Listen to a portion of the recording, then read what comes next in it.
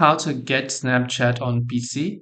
Hey everybody, welcome back to our channel. In today's video, we are going to be learning how we can get the Snapchat app on PC. So make sure to watch the video till the end. Now, Snapchat web is also available if you go to web.snapchat.com. But did you know that the Snapchat app is also now available for Windows?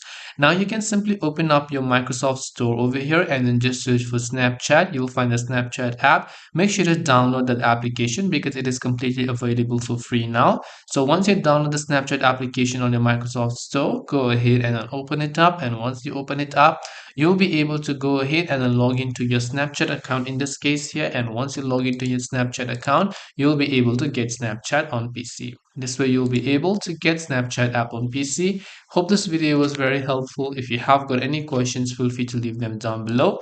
Thank you for watching till the very end of this tutorial and see you soon in our next video.